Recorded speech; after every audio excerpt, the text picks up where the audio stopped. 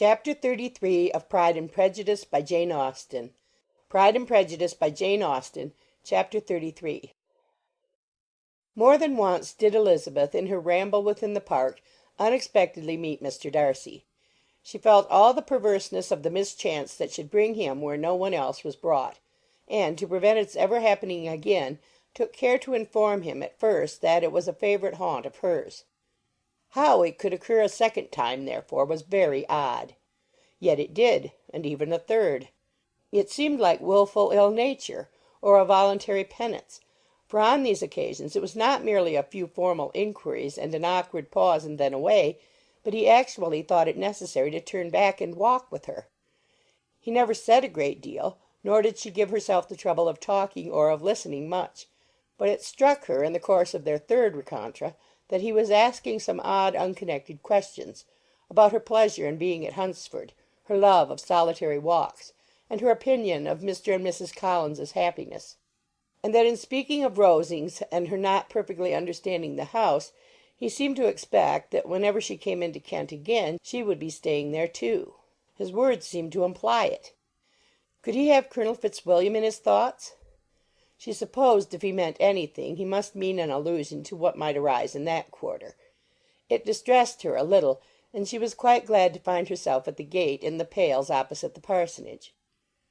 She was engaged one day as she walked in perusing Jane's last letter, and dwelling on some passages which proved that Jane had not written in spirits, when instead of being again surprised by Mr. Darcy, she saw on looking up that Colonel Fitzwilliam was meeting her. Putting away the letter immediately and forcing a smile, she said, "I did not know before that you ever walked this way." "I have been making a tour of the park," he replied, "as I generally do every year, and intend to close it with a call at the parsonage.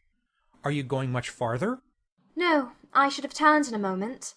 and accordingly she did turn, and they walked towards the parsonage together. "Do you certainly leave Kent on Saturday?" said she. "Yes, if Darcy does not put it off again. But I am at his disposal. He arranges the business just as he pleases." "And if not able to please himself in the arrangement, he has at least pleasure in the great power of choice. I do not know anybody who seems more to enjoy the power of doing what he likes than Mr. Darcy." "He likes to have his own way very well," replied Colonel Fitzwilliam. "but so we all do. It is only that he has better means of having it than many others, because he is rich, and many others are poor. I speak feelingly. A younger son, you know, must be inured to self-denial and dependence." "In my opinion, the younger son of an earl can know very little of either. Now seriously, what have you ever known of self-denial or dependence? When have you been prevented by want of money from going wherever you chose, or procuring anything you had a fancy for?" These are home questions, and perhaps I cannot say that I have experienced many hardships of that nature. But in matters of greater weight, I may suffer from want of money. Younger sons cannot marry where they like." "Unless where they like women of fortune, which I think they very often do." "Our habits of expense make us too dependent, and there are not many in my rank of life who can afford to marry without some attention to money." "Is this," thought Elizabeth, "meant for me?" and she coloured at the idea, but recovering herself, said in a lively tone, "And pray, what is the usual price of an earl's younger son? Unless the elder brother is very sickly, I suppose you would not ask above £50,000. He answered her in the same style, and the subject dropped. To interrupt a silence which might make him fancy her affected with what had passed, she soon afterwards said, "I imagine your cousin brought you down with him chiefly for the sake of having some one at his disposal. I wonder he does not marry, to secure a lasting convenience of that kind. But perhaps his sister does as well for the present, and as she is under his sole care, he may do what he likes with her." "No," said Colonel Fitzwilliam. "that is an advantage which he must divide with me. I am joined with him in the guardianship of Miss Darcy." "Are you indeed? And pray what sort of guardians do you make? Does your charge give you much trouble? Young ladies of her age are sometimes a little difficult to manage, and if she has the true Darcy spirit, she may like to have her own way." As she spoke she observed him looking at her earnestly, and the manner in which he immediately asked her why she supposed Miss Darcy likely to give them any uneasiness convinced her that she had somehow or other got pretty near the truth. She directly replied, "You need not be frightened. I never heard any harm of her, and I dare say she is one of the most tractable creatures in the world. She is a very great favourite with some ladies of my acquaintance, Mrs. Hurst and Miss Bingley. I think I have heard you say that you know them." I know them a little. Their brother is a pleasant gentlemanlike man. He is a great friend of Darcy's. "Oh, yes," said Elizabeth dryly. "Mr. Darcy is uncommonly kind to Mr. Bingley, and takes a prodigious deal of care of him." Care of him! Yes, I really believe Darcy does take care of him in those points where he most wants care. From something that he told me in our journey hither, I have reason to think Bingley very much indebted to him. But I ought to beg his pardon, for I have no right to suppose that Bingley was the person meant. It was all conjecture. "What is it you mean?" It is a circumstance which Darcy could not wish to be generally known, because if it were to get round to the lady's family, it would be an unpleasant thing. "You may depend upon my not mentioning it." And remember that I have not much reason for supposing it to be Bingley. What he told me was merely this, that he congratulated himself on having lately saved a friend from the inconveniences of a most imprudent marriage, but without mentioning names or any other particulars, and I only suspected it to be Bingley from believing him the kind of young man to get into a scrape of that sort, and from knowing them to have been together the whole of last summer. "Did Mr. Darcy give you reasons for this interference?" I understood that there were some very strong objections against the lady.